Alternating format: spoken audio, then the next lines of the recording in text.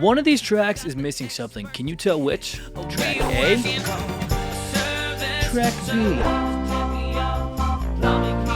Hey there, future music moguls. Welcome back to Music by Maddie, the go-to channel for the next gen of music producers. If you're new here, don't be shy. Hit that subscribe button and ring the bell to join our awesome community and never miss out on the secrets to creating your next hit. Now for the big reveal. The difference between track A and track B only had to do with one thing. Plugins. One of them used plugins, one of them didn't. And today we're ranking one of the most crucial aspects of music production, the plugins. We're going full music sommelier on these effects, ranking them from absolutely essential, S tier, to nice to have if you're getting fancy, D tier. We'll break down what each effect does and why you use it, and then we'll sort it into the tier list. Now this tier list is based off of the plugin's effectiveness over all genres, rather than just choosing one or two, because they would rank differently. And while we're ranking these effects, just know that you can use any of them, even if they're D tier. They all have their time and place. But let's hop into the tier list maker and rank these plugins. So as you can see, we have our S, A, B, C, and D tier, and we have our whole laundry list of plugins down here. I've spent some time in Photoshop creating the best pictures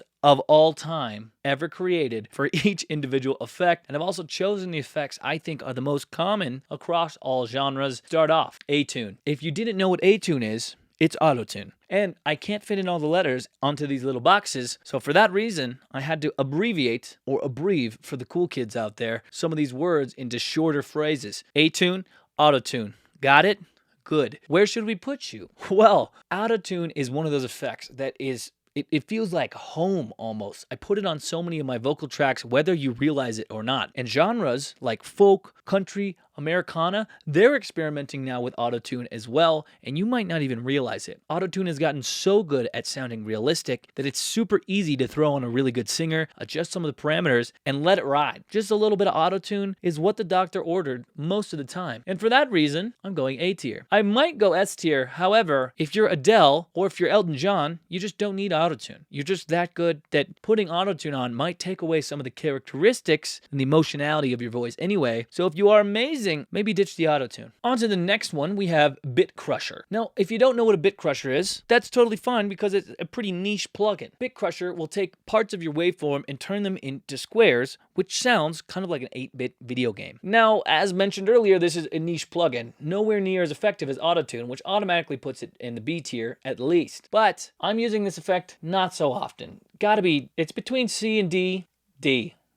B Crush, D. Chorus. Next up, as with some of the other plugins in this list, I've just used the Logic Stock Guitar plugin or pedal board effect, and I've taken it and I put it in this lovely little box so that we can visualize what chorus looks like. When we're dealing with audio, obviously it's hard to visually represent some of these sounds, but Logic has provided us with some beautiful looking pedals, and I have spent the time to put them in Photoshop and adjust them accordingly. Amazing. This is the chorus. Chorus is an effect that will stereo modulate your sound. It will take it from being mono and add it a little bit to the left and right speakers. I'm using this quite frequently, not as frequently as autotune, and I don't think it's as important as autotune. A B tier feels quite appropriate. The chorus would absolutely beat Bit Crusher in a fight, 10 out of 10 times. They're not even fighting in the same weight class, really. Next up, we have compression. Compression is synonymous with music production. If you say that I produced this song, there is a 99.9% chance you threw some type of compression on in the recording stage or in the production stage. Production and compression kind of go hand in hand together. There's nothing that beats automatically controlling the dynamic range of a specific track by making the peaks a little bit less loud, which brings up the rest of the body of the track, making it more dynamically consistent. I use this in every genre. I use this on every song. It is undoubtedly S tier. Compression, it's a big boy. It's a big boy. Next up, we have delay. I'm going to be tackling reverb later. Delay's maybe better looking cousin, but delay in itself is a valuable person to have on the team. I'm using this for a lot of tracks, and I use it occasionally in place of reverb. Sometimes I'll use a slapback delay just to give it a really basic room sound without taking up too much space in the mix. Sometimes I'll use longer delays that are kind of short but have a longer feedback. I don't think it's S tier though, simply because it's not required for every genre, and too much delay can kind of be like too much tea. If you drink too much tea, you're probably just going to shit your pants, and you're going to be really caffeinated, which is what happens to me. And It's not fun. So A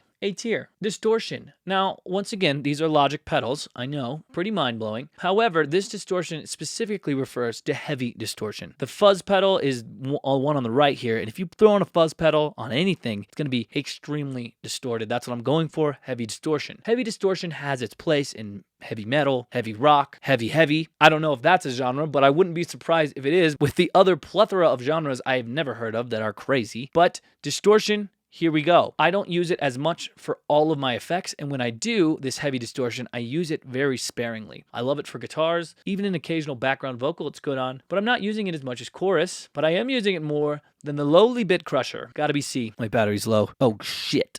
Plug it in, plug it in. Moving right along here, we have the next step in our journey with EQ. Now, you can't even see the E because I decided to click on it and bring it up there, so I'll re-click it. EQ. EQ, also synonymous with music production. This, in tandem with compression, is production. In my mind, it is dipping out the frequencies you don't want, adding the frequencies you do, with cuts and boost and Qs and so much more. EQ is the man. EQ, S tier, no doubt. If this were a fighting game, compression and EQ might be OP. They might be. Next up, we have the filter. A filter is slightly different than an EQ. However, an EQ can achieve the same things as a filter, but why I included them as separate plugins is because oftentimes a filter is modulated. That means it's affected by an LFO or another parameter like an envelope, and it's used more in tandem with synths and sound design, so I just decided to include them as different features. Also, there are some specific filters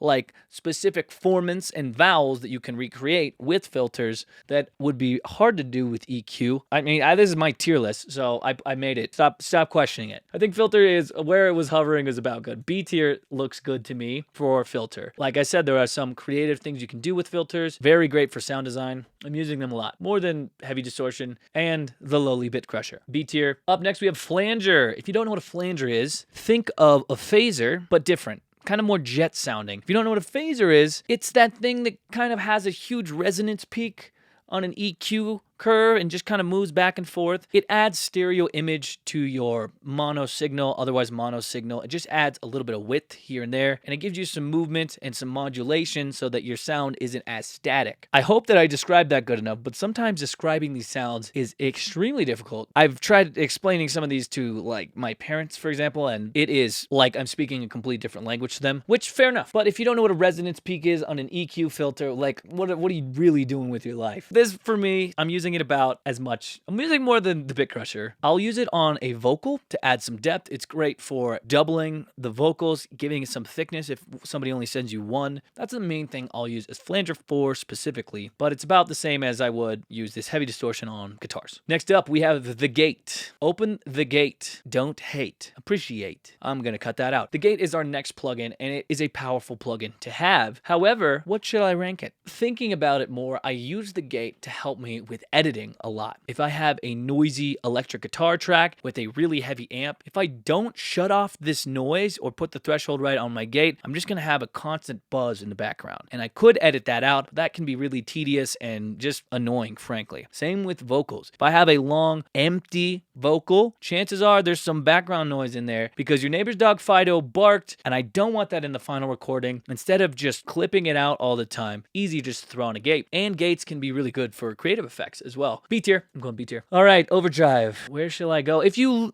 watch my other videos on overdrive, I just made one. I love this plugin. I use it a lot, and I use it way more than you might think. I use it to add some saturation to the sound to build up some of the upper harmonics so that you can hear it in a mid-range frequency setting. Now, I do have another plugin down there called saturation. It's a little different than overdrive. They are slightly different, but they are doing pretty much the same thing. I'm throwing overdrive in B tier. Use it. If you're not using it, just try it out. Next up, we have the phaser. The phaser, like I said, similar to the flanger. I like to think of the flanger more like a jet plane swooping by, while the phaser is a more mellow, like little helicopter. That's not how I think of it. That's a mediocre analogy so that you can picture it, maybe. Phaser just kind of slowly moving back and forth, adding some distinct modulation, some movement to the sound. Got to be in the same category as the flanger. See, the bit crusher is just, it's weak, man. It's weak. If you use bit crusher, it's like you're playing Yoshi or something. playing in Smash Bros. I don't know the tier list, to be honest. I used to play, but then I didn't. Now I don't know. I'll shut up. Next up, we have the pitch shift. Pitch shift can be super helpful for pop and EDM vocals. Changing the format of the vocals is one of my favorite things to do. I love that monstrous type voice effect. I also will constantly shift voices in cents instead of in semitones. Say -10 cents one side, +10 on the other, and I get a doubling effect. It will thicken out a voice. That's what I do it for the most. Sometimes I'll do it with other instruments, but vocals are what I work with a lot, and I do that a lot. So pitch shift, is it necessary? No.